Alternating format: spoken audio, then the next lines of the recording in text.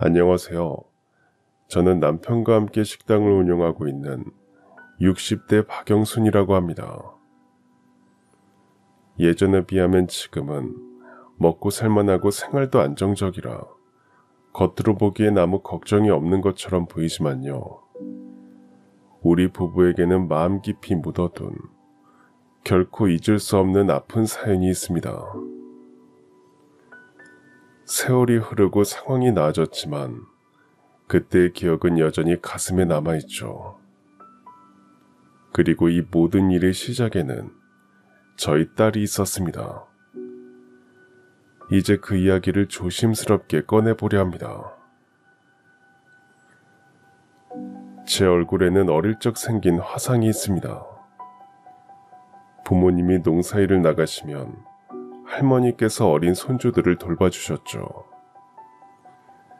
아주 어릴 때라 정확한 기억은 희미하지만 어느 날 부엌에서 할머니가 저녁을 준비하시던 중 펄펄 끓는 물이 담긴 솥을 아궁이에서 옮기다가 실수로 놓치셨던 것 같습니다. 마침 부엌 한쪽에서 놀고 있던 제 얼굴로 뜨거운 물이 그대로 쏟아졌고 그 사고로 오른쪽 볼에 깊은 화상 흉터가 남았습니다. 그 흉터는 제 자신감마저 앗아갔습니다. 동네 친구들에게 놀림을 받는 일도 잦았고 사람들 앞에서는 한쪽 얼굴을 머리카락으로 가리거나 고개를 잘 들지 못하곤 했습니다. 나이가 들어도 결혼은 쉽지 않았습니다. 혼담이 오가다가도 제 얼굴을 보고 흉터 이야기를 들은 상대방 집안에서 혼담을 없던 일로 하자는 말까지 나오곤 했습니다. 결국 저는 결혼과 점점 멀어지고 서울로 올라가 의류 공장에서 하루하루 일만 하며 지냈습니다. 당시 제가 다니던 공장 근처에는 시장이 있었어요. 그리고 집으로 돌아가려면 그곳을 지나야 했죠. 시장 끝자락에는 가게도 없이 길거리에 좌판을 펼쳐 장사를 하는 아주머니가 계셨습니다. 직접 기른 채소와 들에서 뜯은 나물, 말린 곡식 등을 파셨죠. 그 모습을 볼 때마다 시골에서 고생하시다 돌아가신 엄마가 생각났습니다. 안타까운 마음에 저는 종종 그 아주머니에게서 나물이나 채소를 사가곤 했습니다. 아이고, 영순이 왔어? 오늘은 좀 일찍 퇴근하나 보네. 근데 어제도 한가득 사가 놓고 또 뭘 사게. 추운데 얼른 집에 들어가. 제가 도시락 싸서 다니니까 많이 사도 금방 떨어져요. 여기 남은 거 제가 다 살게요. 아주머니와 저는 오가며 얼굴도 익히고 단골로 친분이 생기기 시작했습니다. 알고 보니 아주머니는 제가 새들어 사는 집 근처에 혼자 살고 계셨어요. 그래서 저는 가끔 아주머니가 노상 정리를 하는 걸 도와드리거나 공장에서 받아온 군것질거리도 나눠드리곤 했습니다. 그러던 어느 여름날 퇴근길에 갑자기 억수같이 비가 쏟아지기 시작했습니다. 저는 그때 문득 시작 한쪽에서 비를 피하지 못하고 있을 아주머니가 떠올라 걱정이 됐습니다. 다른 사람이 공장에 두고 간 우산을 하나 챙겨 들고 조심스레 시장으로 향했어요. 그런데 걱정과 달리 아주머니 옆에는 처음 보는 남자 한 명이 서서 노상 정리를 도와주고 있었습니다. 처음 보는 남자라 고개를 푹 숙이고 아주머니 옆으로 조심스레 다가가 말을 걸었습니다. 아주머니, 저 왔어요. 퇴근할 때 비 쏟아지는 거 보고 얼른 달려왔는데 다행히 다른 분이 도와주고 계셨네요. 그러게, 비가 막 쏟아져서 나도 너무 놀랐지 뭐야. 아참, 내 정신 좀 봐. 이쪽은 내 아들이야, 아들. 중동에서 일하다가 얼마 전에 들어왔어. 성태가 이리 와서 인사해라. 내가 몇 번 말했지? 나 자주 도와주는 아가씨 있다고. 그는 아주머니 말을 듣고 제 앞으로 걸어왔습니다. 그런데 어디서 다친 건지 다리를 살짝 절고 있었습니다. 얼굴 흉터 때문에 낯을 가리는 저는 계속 고개를 푹 숙이고 있었는데 그는 반갑게 인사를 건넸어요. 어머니한테 말씀 많이 들었습니다. 잘 대해주셔서 감사해요. 저는 김성택이라고 합니다. 아, 네, 반갑습니다. 저는 박영순이라고 해요. 아주머니한테 별로 잘해드린 것도 없는데 이렇게 인사받으니까 민망하네요. 그렇게 첫인사를 나눈 이후 아주머니를 데리러 온 그 남자를 퇴근하면서 종종 마주치게 됐고 눈인사와 짧은 몇 마디 나누는 사이가 됐어요. 한동안 야근을 한 후 오랜만에 제 시간에 퇴근해서 또 시장을 지나치고 있는데 아주머니가 혼자 장사를 정리하고 있는 걸 봤습니다. 오랜만이라 반가워서 인사를 하려는데 아주머니가 휘청거리는 걸 보게 됐어요. 저는 놀라서 소리치며 아주머니께 달려갔습니다. 아주머니 왜 이러시는 거예요? 어지러우세요? 이거 정리하고 제가 집까지 모셔다 드릴게요. 아주머니의 좌판을 정리한 뒤 저는 집까지 함께 갔습니다. 마침 외출에 따들어오는 아주머니의 아들이 저희를 발견했어요. 성택씨, 아주머니께서 몸이 안 좋으신가 봐요. 아까 장사 정리하시면서 어지러운지 휘청하시더라고요. 그래서 제가 모시고 온 거예요. 제가 오늘 면접이 있어서 시장에 못 나갔거든요. 정말 고맙습니다. 매번 신세만 져서 죄송하네요. 제가 언제 밥 한번 사겠습니다. 시간 한번 내주실래요? 사실 저는 그때까지도 남자와 단둘이서 밥을 먹어본 적이 없었어요. 그래서 어색하고 불편할까봐 몇 번을 손살에 쳤지만 아주머니도 그리고 성택씨도 계속 식사 대접을 하겠다고 하는 통에 더 이상 거절할 수도 없더라고요. 그래서 저와 성택씨는 밖에서 만나게 됐습니다. 저희는 한 중국집에서 식사를 하며 많은 대화를 나눴습니다. 불편할 줄 알았던 분위기는 성택씨의 노력으로 한결 부드러워졌죠. 그럼 영순씨는 고향에서 혼자 올라와서 계속 공장에서 일하신 겁니까? 네, 성택씨는 중동에 계셨죠? 네, 3년 전에 돈 벌러 갔었어요. 근데 일하다가 사고가 나는 바람에 계획보다 일찍 돌아왔습니다. 보시다시피 사고 때문에 다리도 다쳐서 건설 일을 계속할 수 있으려나 모르겠어요.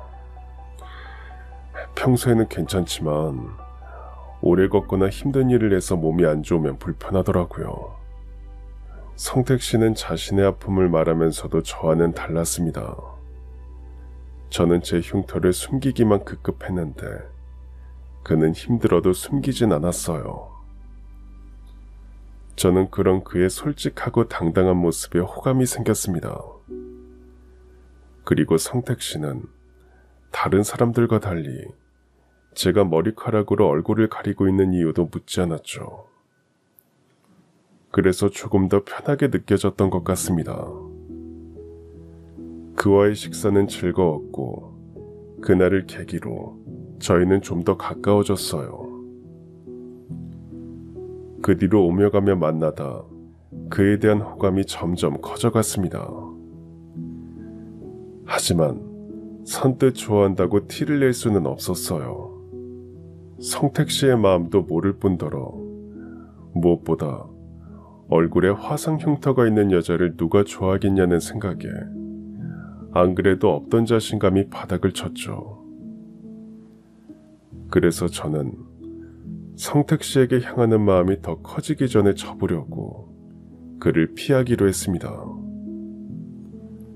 저는 일부러 시장으로 가지 않고 돌아가거나 다른 곳에 들렀다 늦게 가기도 했어요.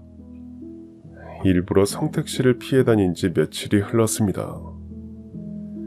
그날도 아주머니의 노상이 있나 없나 시장 근처에서 확인하고 있는데 누군가 제 이름을 크게 불렀습니다. 깜짝 놀라 돌아보니 뒤에 성택 씨가 서 있었어요. 영순 씨, 혹시 요즘 저 피하시는 겁니까? 네? 아니에요. 제가 성택 씨를 왜 피해요? 그런 거 아니에요. 그럼 요즘 왜 시장에 자주 안 보이세요? 지금도 이렇게 숨어서 보고 있기만 하고요. 그리고 지난번에 제가 시장에 있는 거 보고 일부러 다른 길로 가는 것도 다 봤습니다. 영순 씨, 왜 그러는 겁니까? 그의 물음에 제가 아무 말도 못하고 우물쭈물하자 성택 씨는 놀라운 말을 했습니다. 영순 씨, 그동안 며칠 안 보여서 무슨 일이 생긴 건 아닌지 궁금했습니다. 그리고 보고 싶었습니다. 아무래도 제가 영순 씨를 좋아하는 것 같습니다. 계속 영순 씨가 신경 쓰입니다. 밥은 잘 먹고 다니는지, 아픈 데는 없는지, 힘든 일은 없었는지, 또 둘이서 데이트하고 싶은데 받아줄지. 이렇게 계속 궁금하고 생각나는 게 좋아하는 거 아니면 뭡니까? 영순 씨, 괜찮으시면 우리 한번 만나볼래요? 그의 고백을 듣는데도 저는 믿을 수가 없었습니다. 장난치지 마세요. 성택 씨 같은 사람이 저를 좋아할 리가 없잖아요. 제가 뭐 잘난 게 있다고, 얼굴도 이렇고. 영순 씨가 왜 잘난 게 없습니까? 저희 어머니에게 다정하고 친절하게 대해주는 것만 봐도 알 수 있어요. 영순 씨처럼 착한 사람 보기 드뭅니다. 그리고 얼굴이 어때서요? 마음이 이렇게 예쁜데요. 외모보단 마음을 보고 좋아졌다는 그에게 한 번 더 반하게 됐고 성택 씨와 저는 결혼까지 하게 됐습니다. 결혼 후 남편은 건설 현장에서 일을 했고 저는 가끔 아는 사람 식당에 가서 바쁠 때만 도와주며 돈을 벌었습니다. 가진 게 많진 않았지만 저희는 행복했어요. 그리고 둘 다 남들보다 늦은 나이에 결혼한 거라 저는 하루라도 빨리 아이를 갖고 싶었습니다. 마침내 1년 후 저는 임신을 했지만 몇 개월 만에 유산을 하고 말았습니다. 그리고 나서는 어쩐 일인지 다시 임신하는 게 어려웠어요. 그러다 3년 뒤 드디어 다시 임신을 하게 됐고 건강하고 예쁜 딸 지연이가 태어났습니다. 이후 저는 아이를 더 갖고 싶었지만 또 임신이 되지 않았죠. 저는 그게 내내 미안했습니다. 지연 아빠, 당신은 아이 더 갖고 싶지 않아요? 나는 우리 지연이만 있으면 돼. 그리고 당신 몸에 무리 가는 것도 싫어. 당신 속상해하는 거 더는 못 보겠어. 하나라도 더 있으면 좋을 텐데 미안해요. 내가 몸이 이래서. 여보, 그게 무슨 말이야? 당신이 왜 미안해? 그런 말 하지 마. 우리 지연이랑 당신이랑 나랑 이렇게 세 식구 건강하고 행복하게 살면 되지. 나는 그거면 충분해. 남편은 하나 있는 딸 지연이를 금이야 오기야 애지중지 키웠습니다. 그렇게 소중하게 키운 딸은 나날이 예쁘게 자랐고 딸을 보고 있으면 눈에 넣어도 아프지 않다는 말이 이해가 됐어요. 딸이 7살이 되던 해 저녁이 되자 동네 친구들과 놀고 있는 딸을 데리러 밖으로 나갔다가 가슴이 무너지는 장면을 보게 됐습니다. 놀이터에서 제 딸이 아이들에게 둘러싸여 놀림을 당하고 있는 겁니다. 이유는 다름 아닌 제 얼굴의 흉터 때문이었죠. 김지연, 너희 엄마 얼굴 이상해. 무섭게 생겼어. 너도 나중에 크면 그렇게 되는 거 아니야? 우리 엄마가 그랬어. 우리 얼굴이 다 엄마 아빠 얼굴 닮은 거라고. 그러니까 김지연 너도 얼굴 무서워질걸. 아니거든. 우리 엄마 하나도 안 무서워. 세상에서 제일 착하고 예뻐. 너희들이 뭘 알아. 우리 엄마 아빠가 그랬어. 사람들 얼굴만 보는 거 아니라고. 마음이 예뻐야 한댔어. 아직 어린애들이 던지는 말이었지만 제 귀에는 날카로운 비수처럼 꽂혔습니다. 순간 딸이 울며 도망치지 않을까 조마조마했는데 뜻밖에도 딸은 기죽지 않고 또렷하게 대꾸하고 있더라고요. 아이들의 비아냥보다도 오히려 제 딸의 당당한 목소리가 제 가슴을 더 아프게 파고들었습니다. 나 때문에, 내 흉터 때문에 이런 일을 겪는구나 싶은 미안함에 숨이 막히는 것 같았습니다. 그리고 이제 곧 있으면 학교에 입학할 텐데 앞으로도 이런 놀림을 계속 받지 않을까 걱정이 앞섰습니다. 그래서 입학식 날에도 저는 얼굴 한쪽을 스카프로 가리고 참석했습니다. 이후로도 학교에 가야 할 일이 있으면 될 수 있으면 빠지거나 남편을 보내곤 했어요. 딸이 또다시 곤란해질까 두려웠기 때문이었죠. 하지만 정작 제 딸은 단 한 번도 저를 부끄러워하지 않았습니다. 오히려 집에 돌아와 제 손을 꼭 잡고 말했습니다. 엄마, 나는 엄마가 제일 예뻐. 책에서 봤는데 얼굴보다 마음이 예쁜 사람이 진짜 예쁜 거래. 그러니까 엄마는 세상에서 제일 예쁜 사람이야. 그 작은 목소리 하나에 저는 눈물이 왈칵 쏟아졌습니다. 그 뒤로도 딸은 변함없었습니다. 흉터를 가진 엄마를 부끄러워하기는커녕 힘든 형편 속에서도 자신을 건강하고 바르게 키워준 엄마와 아빠를 세상에서 가장 존경한다며 어린 마음으로 저를 위로해주곤 했습니다. 딸은 클수록 저와는 달리 예쁘게 자랐습니다. 성실하게 공부도 잘했고 사느라 바빠 크게 신경 써주지도 못했는데 자기 앞길도 똑부러지게 알아서 헤쳐나갔어요. 저희에게는 정말 자랑스러운 딸이었죠. 그리고 딸이 고등학교에 입학할 무렵 남편과 저는 그동안 어렵게 모아온 돈으로 작은 백반집을 열게 됐습니다. 제가 주방에서 음식을 하면 남편은 서빙을 보고 배달까지 나가곤 했죠. 엄청난 돈을 버는 건 아니었어도 시간이 지나니 식당은 조금씩 자리를 잡아갔어요. 장사를 하면서 가장 보람된 건 다름 아닌 딸의 뒷바라지를 제대로 해줄 수 있다는 점이었습니다. 딸은 무사히 대학에 입학했고 학업을 마친 뒤에는 곧바로 좋은 직장에도 취업을 했습니다.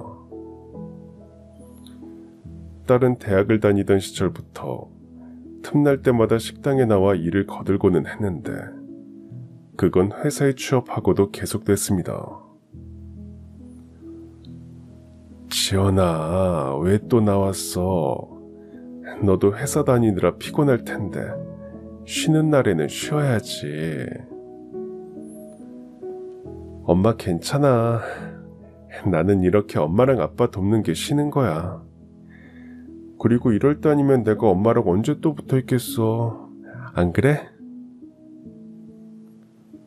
그런데 그 무렵 집안에 큰일이 닥쳤습니다. 남편이 배달을 나갔다가 교통사고를 당한 겁니다. 갈비뼈가 크게 손상되어 큰 수술을 받아야 했고 한동안은 병원 신세를 져야 했습니다.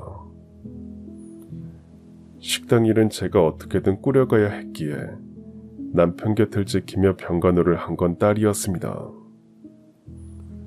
딸은 회사 일을 병행하면서도 틈날 때마다 병원에 들러 남편을 챙겼습니다. 그 모습을 보며 이제는 우리가 딸을 키우는 게 아니라 딸이 우리를 지켜주는구나 하는 생각에 가슴이 뭉클해졌죠. 남편이 입원해 있는 동안 장사가 끝나면 항상 병원으로 향했습니다. 그리고 하루는 병원 한편에서 딸이 어떤 남자와 함께 있는 모습을 보게 됐습니다. 남자는 뭔가 간절해 보였고 딸은 냉정한 표정이었죠. 저는 무슨 일인지 궁금해 그 근처로 가서 둘의 대화를 듣게 됐고 그 남자가 딸의 애인이라는 걸 알게 됐어요. 딸이 연애를 한다는 건 들어본 적이 없어서 조금 놀랐습니다. 딸은 아주 냉정하게 그 남자에게 말했죠. 현종씨, 내가 말했잖아. 우리 사이 이미 끝났다고. 이렇게 병원까지 찾아오면 어떡해. 지연아, 너 정말 나랑 헤어질 거야? 우리가 그렇게 쉬운 사이였어? 다시 한번 생각해보자. 나 너랑 헤어지고는 못 살아. 너 우리 엄마 때문에 그러지. 내가 설득해볼게. 그러니까 헤어지지 말자 제발. 눈물까지 보이며 애원하는 남자를 두고 딸은 냉정하게 돌아서 병원으로 들어갔습니다. 딸의 그런 모습을 본 적이 없어서 저는 많이 놀랐죠. 그날 저는 딸과 함께 집으로 돌아온 뒤 병원에서 봤던 장면을 말했습니다. 제 말을 들은 딸은 약간 놀라는 듯 하더니 그 남자와는 이미 다 정리된 사이니 신경 쓸 거 없다고 하더라고요. 하지만 저는 둘 사이가 심상치 않은 것 같아서 계속 물었습니다. 지연아, 그 남자 말이야. 네가 그렇게 말하고 돌아서서 가는데도 한참을 그 자리에서 울고 있더라.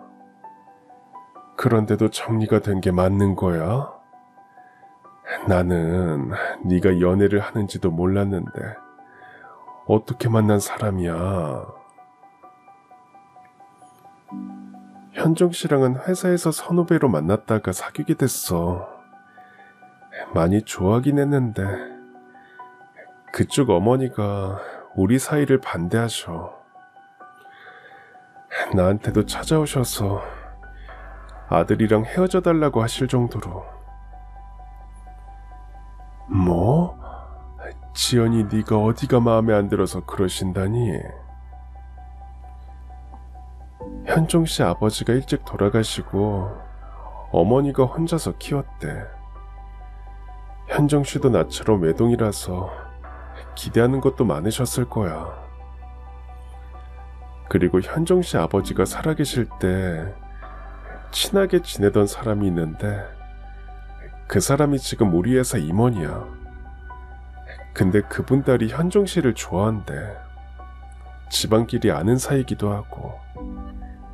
그래서 현종 씨 어머니는 그 여자랑 현종 씨랑 결혼시키고 싶어 하셔.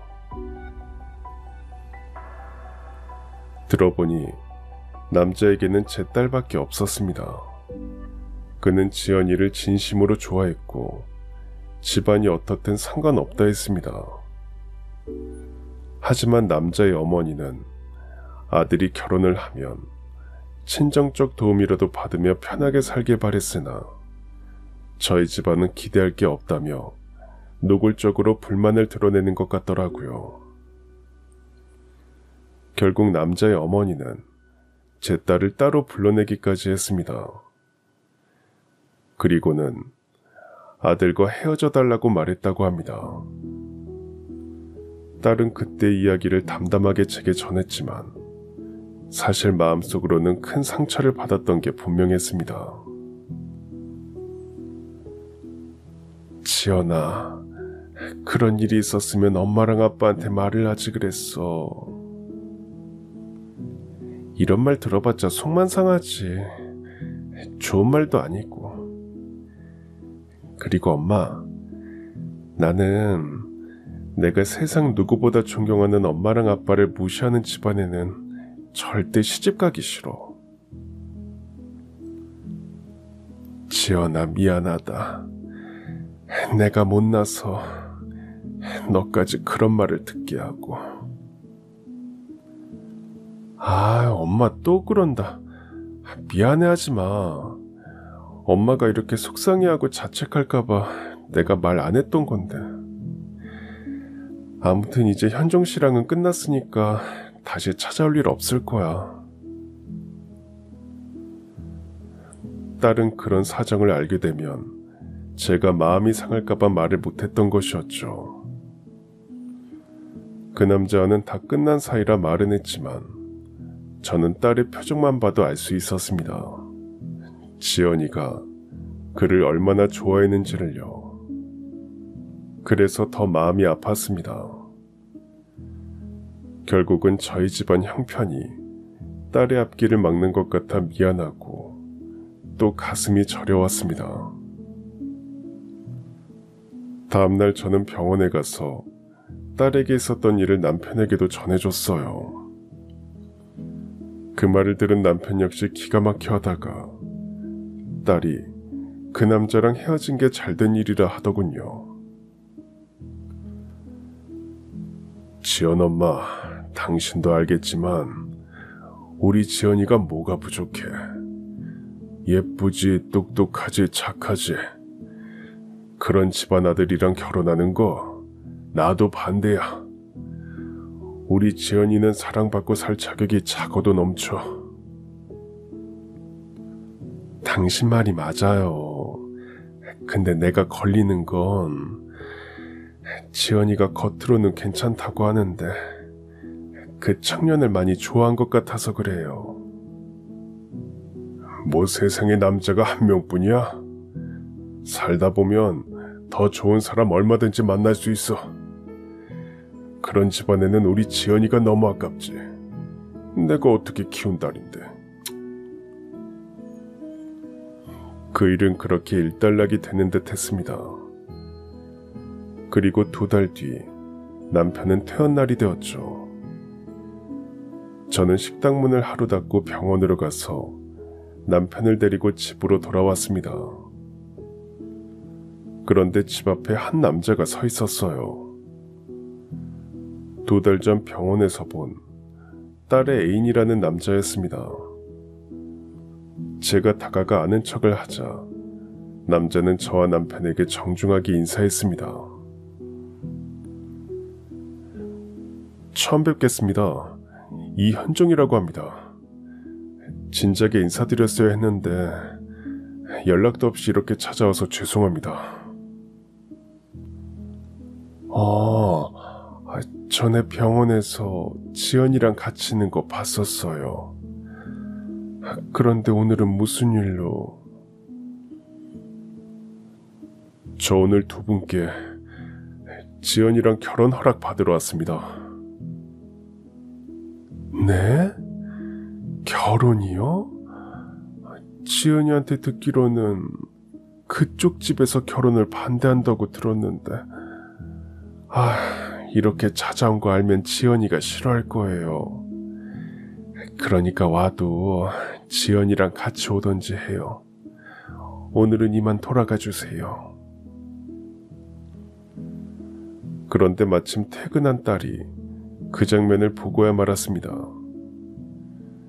딸은 그 남자에게 달려와 집까지 찾아오면 어떡하냐, 우리는 이미 끝났으니 돌아가 달라고 말했습니다.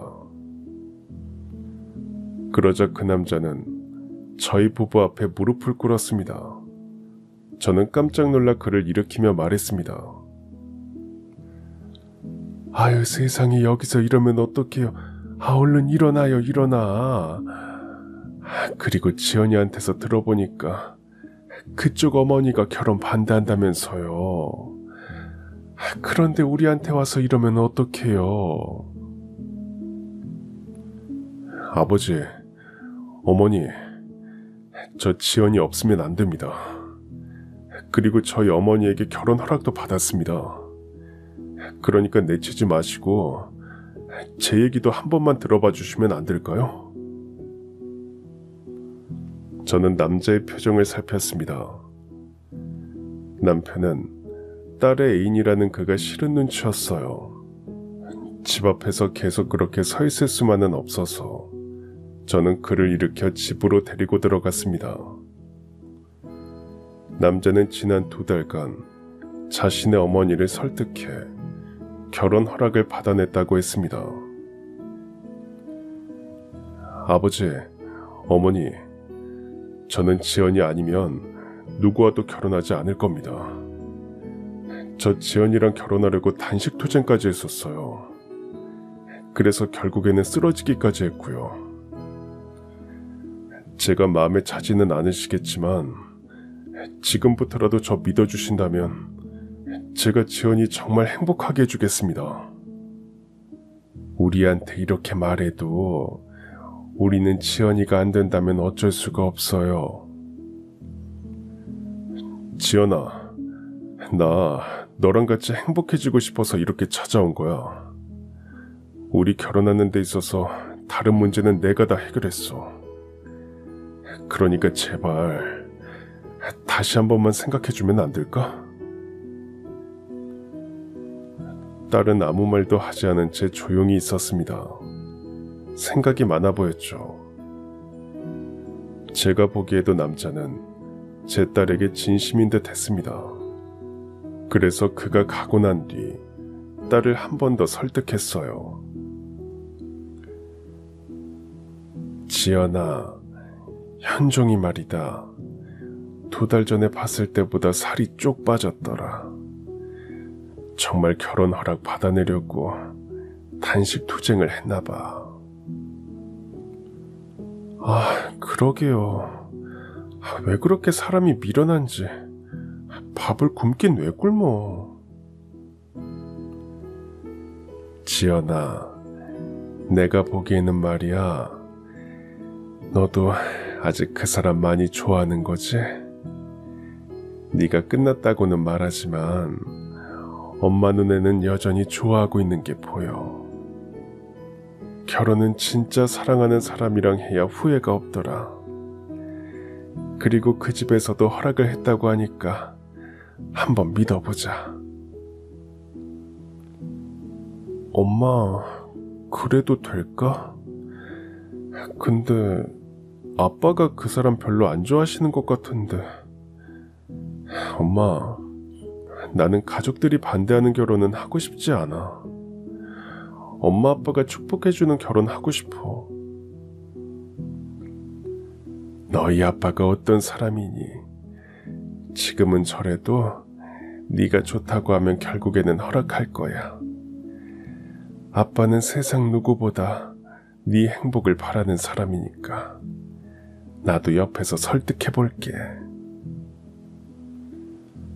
몇 달 뒤 두 사람은 결국 양쪽 집안의 허락을 받아 결혼식을 올렸습니다.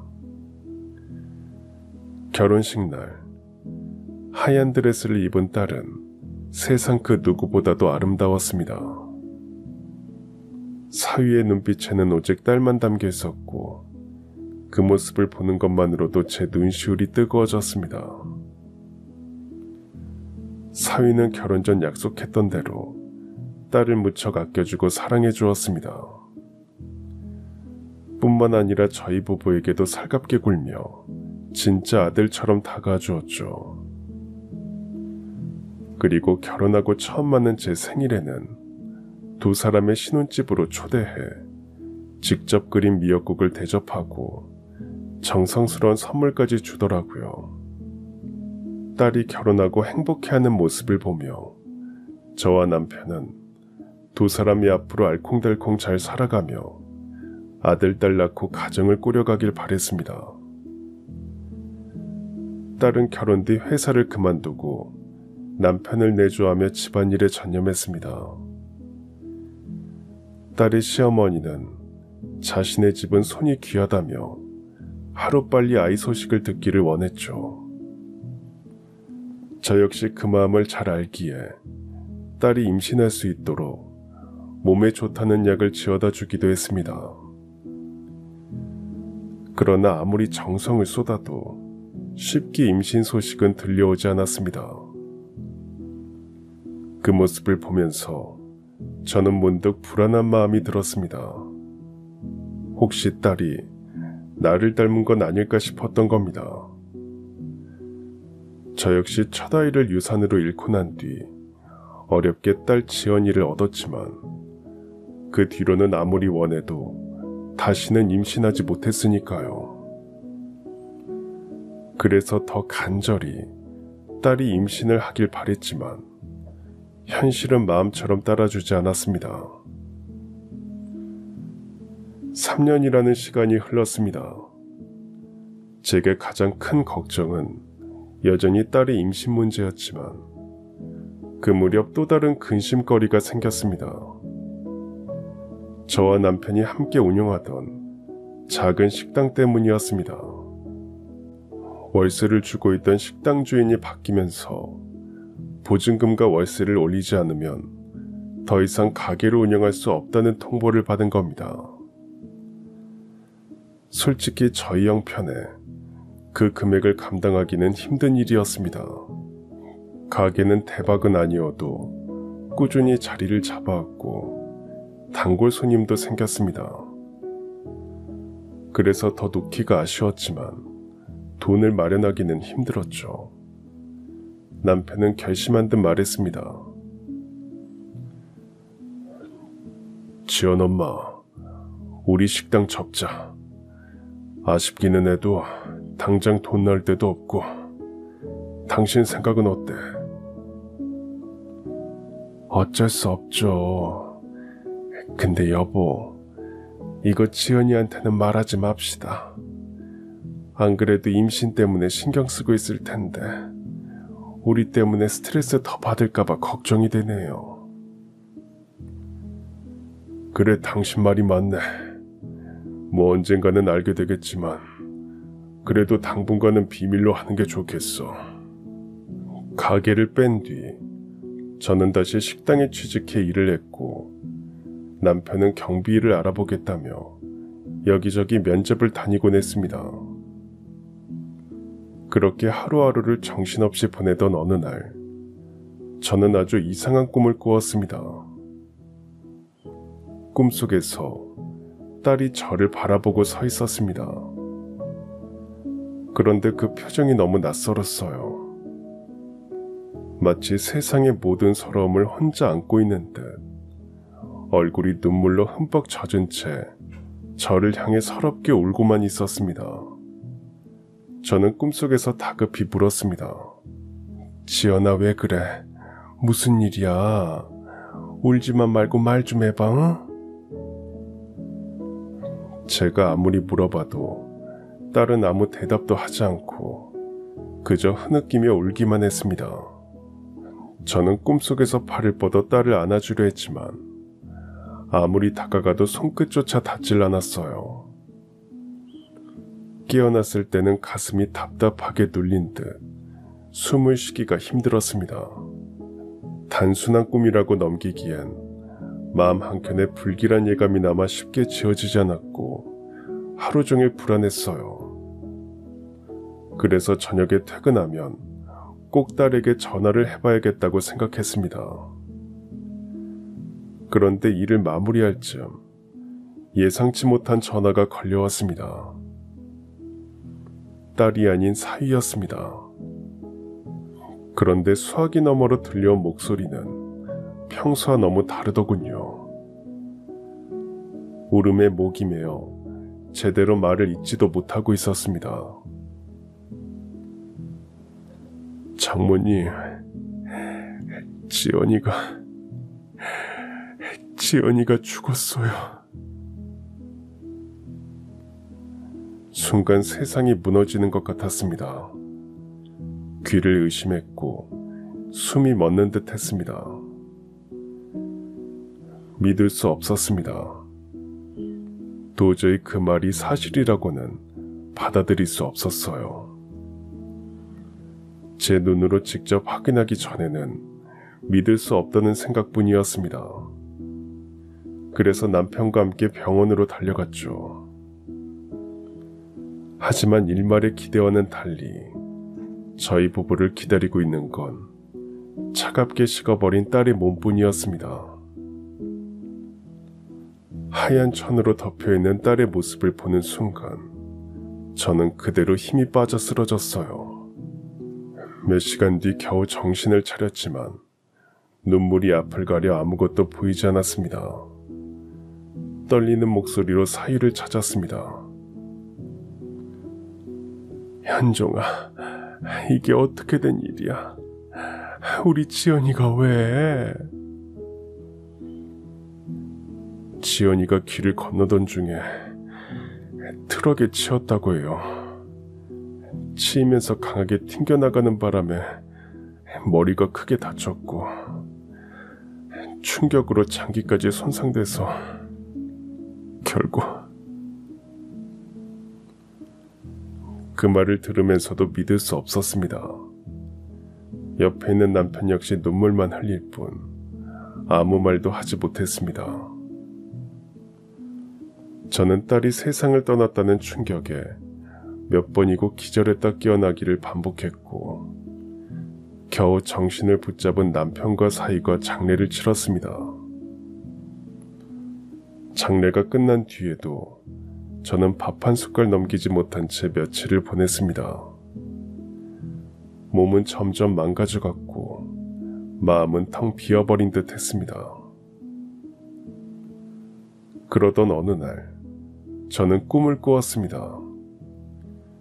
꿈속에는 그토록 보고 싶고 만져보고 싶던 딸 지연이가 나왔습니다. 아유, 우리 지연이 얼마나 많이 아프고 무섭고 외로웠어. 지연아, 이 엄마도 데려가라. 응? 엄마 그러지 마. 엄마 힘들어하는 거 보면 내 마음이 더 아파. 밥 잘 챙겨 드시고 건강하세요. 그래야 내가 마음이 놓여. 그리고 엄마, 미안하지만 우리 그이도 잘 부탁할게. 꿈속에서 딸의 목소리를 듣는 순간 눈물이 터져 나왔습니다. 깨어나서도 한참을 울었죠. 그런데 그 뒤 딸이 꿈에 나와서까지 저를 걱정하는데 언제까지 이렇게 주저앉아 있을 수는 없다는 생각이 들었습니다. 그리고 그제야 사위가 떠올랐죠. 저만큼이나, 아니 어쩌면 더 힘들고 외로운 시간을 보내고 있을 사위가 마음에 걸렸습니다. 저는 부엌에 들어가 사위가 좋아하던 반찬 몇 가지를 정성껏 준비해 들고 그의 집을 찾았습니다. 사위는 말 그대로 폐인 같았습니다. 수염은 덥수룩하게 자라 있었고 집안은 어수선했어요. 저는 만들어 온 반찬으로 밥상을 차린 뒤 꿈 이야기를 해줬습니다. 어젯밤에 지연이가 꿈에 나왔어. 나한테 내가 힘들어하면 그걸 보는 자기는 더 아플 거라고 하더라. 그리고 이 서방도 잘 챙겨달라고 부탁했어.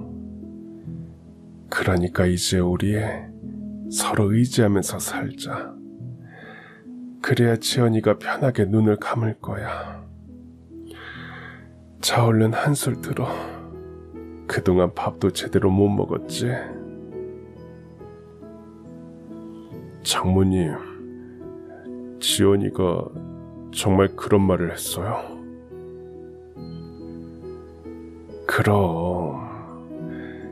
근데 이서방, 지연이 말이야. 왜 그 동네에 갔던 거야? 평소에는 잘 가지도 않던 곳이잖아. 저도 잘 모르겠습니다. 그날은 왜 거기 갔는지 저도 이유를 모르겠어요. 딸의 죽음에는 이상한 점이 있었어요.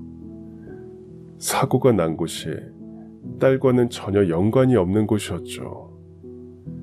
하지만 더는 묻지 않았습니다. 사위의 떨리는 목소리와 어두운 표정을 보니 더 캐묻는 건 상처를 헤집는 일 같았기 때문입니다.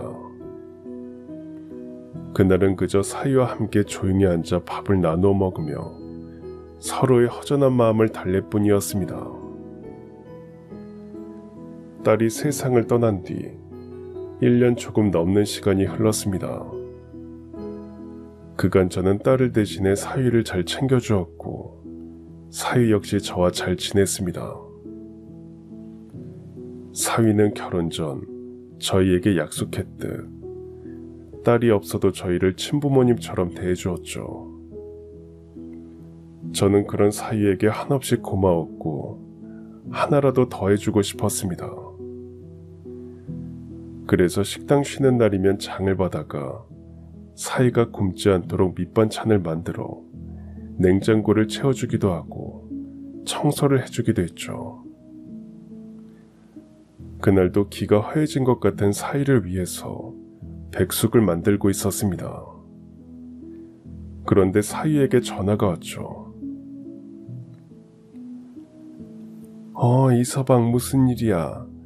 안 그래도 자네한테 전화하려고 했어. 오늘 퇴근하고 집에 올 수 있나?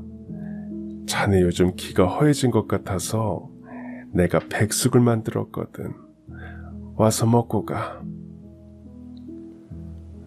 저 장모님, 드릴 말씀이 있어서 전화드렸어요. 사위의 목소리는 평소와 달리 무거웠고 뭔가를 결심한 듯 내뱉은 말은 제 가슴을 쿡 찌르듯 아프게 했습니다. 장모님, 저 좋아하는 사람이 생겼습니다. 그 사람과 새 출발, 재혼하고 싶습니다. 그러니까 이제 저한테 연락하지도 마시고 찾아오지도 말아주세요.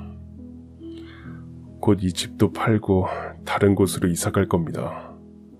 솔직히 아내도 세상을 떠났는데 계속 장인어른 장모님과 가족처럼 지내는 건 맞지 않다고 생각합니다. 뭐라고? 아니 자네 지금 무슨 말을 하는 거야? 재혼이라니. 자네 만나는 사람이 있었던 거야? 장모님, 제 할 말은 다 끝났습니다. 그럼 이만 전화 끊겠습니다. 예상하지도 못했던 갑작스런 사위의 통보에 통화를 끝낸 뒤에도 저는 한동안 움직일 수 없었습니다. 말끝마다 가슴을 후벼 파는 사위의 말은 그동안 함께 흘린 눈물과 위로했던 시간을 무색하게 만들었죠. 물론 언젠가는 새로운 길을 갈 거라 짐작은 했습니다. 하지만 딸이 떠나고 고작 1년 조금 지난 시점에서 이렇게 갑자기 단호하게 선을 긋는 모습은 너무하다 싶었습니다. 그리고 재혼이라니. 저는 실망과 허탈감에 가슴이 무너져 내렸어요. 딸을 잃은 지 얼마 되지도 않았는데 의지했던 사이마저 이렇게 등을 돌리려 한다는 게 괘씸한 마음마저 들었습니다. 그리고 뼈저리게 느꼈어요. 인연이라는 건 억지로 이어붙일 수 없는 것이라는 걸. 결국 저는 사위와의 관계를 완전히 끊고 남남으로 돌아가기로 마음을 굳혔습니다. 저희 부부는 딸을 잃은 슬픔을 묻으려는 듯 매일같이 일에 매달렸습니다. 그러다 어렵게 열게 된 감자탕집이 예상보다 장사가 잘 되어 그야말로 대박이 났어요. 눈 뜨고 감을 때까지 바쁘게 살다 보니 어느덧 딸이 세상을 떠난 지도 10년이라는 시간이 흘러 있었죠. 그리고 이틀 뒤면 딸의 기일이었습니다. 저는 항상 딸의 기일쯤이 되면 마음이 싱숭생숭했습니다. 그래서 일부러 늦은 밤까지 가게에 남아 일을 하곤 했어요. 음식 만들고 손님을 대하다 보면 잠시라도 딸을 생각하지 않을 수 있었거든요. 그날도 늦게까지 가게에 있다가 장사를 접으려 정리를 하고 있었는데 남자 손님 둘이 식당으로 들어왔습니다. 한 명은 멀쩡했지만 다른 한 명은 잔뜩 술에 취해 제대로 걸음조차 걷지 못했죠. 직원들은 이미 거의 퇴근한 상태라 제가 직접 주문을 받으러 나갔는데 순간 몸이 얼어붙었습니다. 만취한 남자의 얼굴이 너무나도 익숙했기 때문입니다. 그는 바로 10년 전 소식을 끄는 사위였습니다. 사위는 술에 취해 저를 알아보지 못하는 듯 했습니다. 한때는 친아들처럼 여기던 사이였지만 마지막의 기억은 상처투성이었죠. 사실 그 모습이 꼴도 보기 싫었고 그렇게 빨리 다른 여자와 재혼할 줄도 몰랐기 때문이었죠. 그래서 저는 얼른 주문만 받고 서둘러 자리를 피했습니다. 그런데 그 순간 사위가 같이 온 친구에게 하는 말을 듣고는 한 발자국도 움직일 수가 없었습니다. 정식아, 이틀 뒤가 지연이 기일이야. 근데 너 지연이가 왜 그렇게 죽었는지 알아? 지연이가 그렇게 죽은 거 말이야. 장모님이랑 장인어른 도와주려다 그런 거야. 그때 두 분이 돈 없어서 식당 접은 거 지연이도 알고 있었거든. 두 분 몰래 우연히 갔다가 가게 주인이 바뀐 걸 알았나 봐. 친정일로 나한테 돈 해달라고 하기에는 미안하고 혹시라도 우리 어머니가 알면 싫어할까 봐서 그래서 혼자 일을 해서 부모님 좀 도와드리려고 했던 거야. 그 말을 듣고 가슴속에만 묻어뒀던 의문이 모두 풀렸습니다. 딸이 잘 가지도 않던 동네에서 사고를 당한 이유는 다 어려운 친정을 돕기 위해서였어요. 모든 사실을 알게 된 순간 저는 터져나오는 눈물을 참지 못하고 입을 틀어막은 채 오열했습니다. 사위가 친구에게 하는 말은 계속해서 들려왔습니다. 지연이 부모님은 지연이가 왜 죽었는지 그 이유까지는 자세히는 모르셔. 내가 말을 안 했거든. 지연이가 살아있을 때 항상 나한테 말했던 게 있었어. 부모님이 자신들이 가난하고 못나서 해준 게 많이 없다며 항상 미안해 하셨다고. 죄책감 갖는 부모님 생각하면 마음이 아프다고 하더라. 그래서 지연이가 당신들 도우려고 일하러 나가다 사고당한 거 알면 두 분 그 죄책감이 얼마나 크시겠어. 혹시라도 두 분까지 잘못될까봐 장모님이 물어보신 적이 있는데도 말씀드리지 않고 그냥 가슴에 묻은 거야. 그 말을 마치고 사위는 숙취에 정신을 잃고 쓰러져 버렸습니다. 저는 집으로 돌아가는 내내 딸에게 미안해서 눈물을 그칠 수가 없었어요. 집에 도착하자마자 남편에게도 오늘 알게 된 모든 사실을 전했습니다.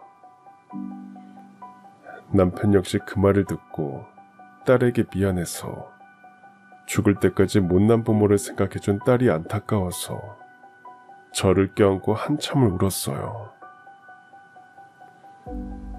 그리고 다음날 저희 부부는 날이 밝자마자 딸이 있는 납골당으로 갔습니다.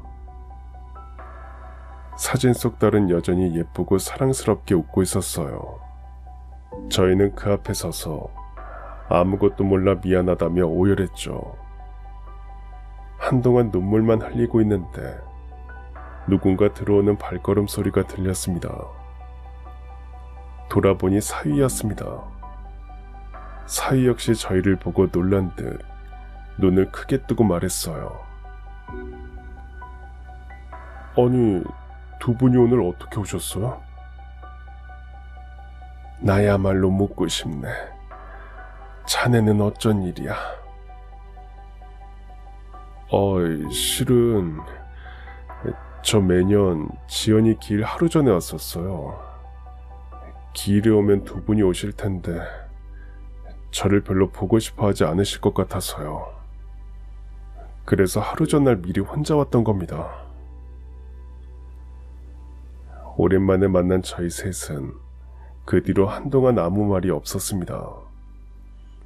그러다 제가 먼저 침묵을 깼어요. 사실 난 어제 자네를 봤어. 어제 친구랑 감자탕 집에 왔었잖아. 거기서 자네가 친구한테 하는 말도 다 들었네. 우리 지연이가 죽은 이유. 우리 도우려다가 사고 났다는 거 왜 진작 말하지 않았던 거야? 지연이가 부모님이 자신 때문에 평생 죄책감 갖고 사는 걸 원치 않을 것 같아서 그랬어요.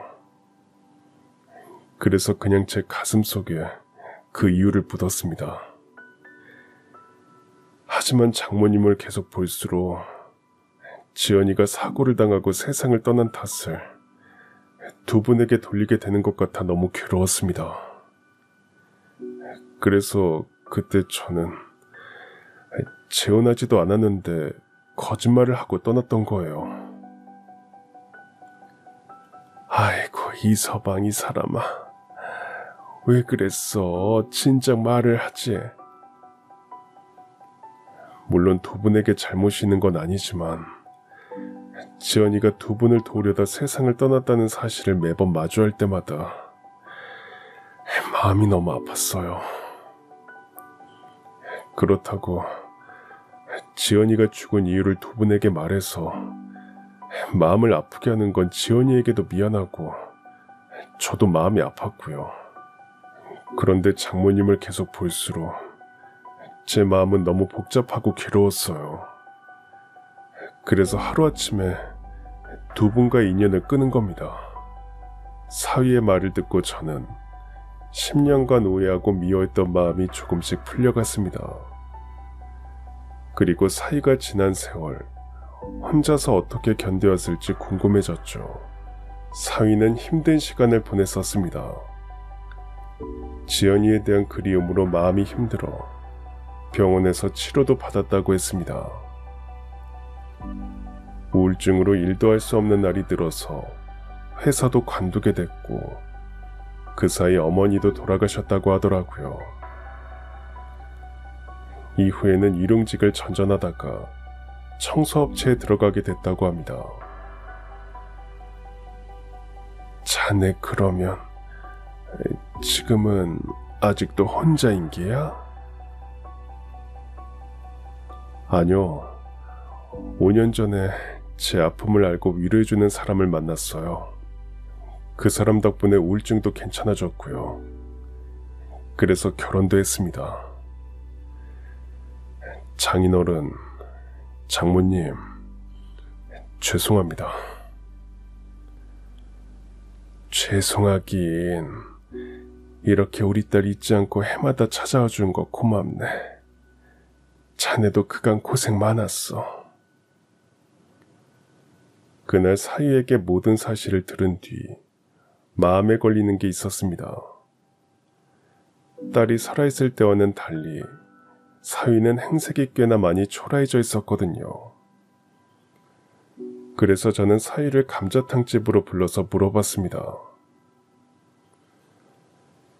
자네 요즘 어떻게 지내고 있는 거야? 예전이랑 너무 달라져서 걱정이 돼서 불렀어. 어디 아픈 건 아니지? 아니면 무슨 일이라도 있는 게야? 사실 형편이 좋은 상황은 아닙니다. 지금 아내랑 재혼하고 있는 돈 없는 돈 끌어모아서 치킨집을 차렸는데요. 그게 잘 안 됐어요. 빚만 잔뜩 지고 폐업했습니다. 그래서 지금은 투잡 뛰면서 겨우 돈 갚고 있고요. 그렇게 모진말로 인연 끊었으면 잘 살기라도 해야 했는데 장모님 뵐 면목이 없네요. 고개 숙인 사위를 보고 나니 마음이 복잡했습니다. 어떻게든 부모를 도우려다 죽은 딸이, 그리고 어떻게 보면 저희 때문에 아내를 잃은 사위가 어렵게 사는 게 안타까웠죠. 그리고 그런 사정도 모른 채 잘 먹고 잘 지낸 게 미안해지기도 했습니다. 그래서 사위가 힘든 삶을 살지 않도록 도와야겠다는 생각이 들었어요. 자네 그럼 우리 가게에서 일을 배우는 건 어때? 우리 가게 이렇게 보여도 꽤 장사가 잘 되거든. 내가 가게 운영하는 거랑 음식 만드는 거랑 다 가르쳐 줄 테니까. 정말요? 저한테 그렇게 알려주셔도 괜찮으신 거예요? 그럼 우리도 자식을 잃었지만 자네도 우리 때문에 지연이를 잃은 거나 마찬가지지 않나. 이제부터라도 내가 많이 도와줄 테니까 내 밑에서 제대로 한번 배워봐. 사위는 눈을 반짝이며 제안을 받아들였습니다. 그때부터 사위는 매일 가게에 나와서 하루하루 성실히 일했고 요리도 배웠습니다. 저는 그런 사위에게 속죄와 사랑의 마음으로 감자탕의 레시피부터 장사 노하우, 손님을 대하는 법까지 차근차근 알려주었죠. 그렇게 1년 정도 지나자 사위는 마침내 자신만의 가게를 열 수 있는 수준이 됐습니다. 저는 흐뭇한 마음으로 사위가 독립할 수 있도록 금전적인 도움도 줬죠. 그 뒤 사위는 완전히 자리를 잡아 지금은 가게를 안정적으로 운영하고 있습니다. 그제야 저는 복잡하고 무거웠던 마음이 조금 가벼워짐을 느꼈어요. 다시 돌아온 딸의 기일. 저는 아침 일찍 남편과 함께 딸의 납골당을 찾았습니다. 납골당에 들어서자 먼저 눈에 들어온 건 화려하지는 않지만 정성스럽게 준비된 꽃다발이었습니다. 가까이 다가가 보니 딸이 생전에 좋아하던 꽃이었죠. 그걸 보자마자 저는 사위가 다녀갔다는 걸 알 수 있었어요. 저는 사진 속에서 여전히 환하게 웃고 있는 딸을 오래도록 바라보다가 조용히 입을 열었습니다. 지연아, 이제는 엄마 아빠 걱정하지 말고 또 네 남편 걱정도 내려놔. 거기서는 아무 근심 없이 편안하게 지내렴. 네가 사랑했던 사람들이 이 땅에서 어떻게든 살아가고 있으니까 너는 그저 하늘에서 지켜봐줘. 그날 납골당을 나오며 남편과 저는 더 이상 과거에 묶여 슬퍼만 하지 않기로 했습니다. 딸이 남긴 사랑과 기억을 마음에 품고 서로에게 의지하며 살아가는 삶. 그게 지금 저희가 느낄 수 있는 가장 큰 행복이자 딸에게 보여줄 수 있는 사랑이라는 것을 알게 되었죠. 그리고 저는 오늘도 내일도 삶이 허락하는 한 딸이 남긴 사랑을 마음에 품고 남편과 함께 살아갈 것입니다. 그럼 지금까지 사연 들어주셔서 감사합니다. 사연이 재밌으셨다면 구독과 좋아요 부탁드려요. 감사합니다. 안녕히 계세요.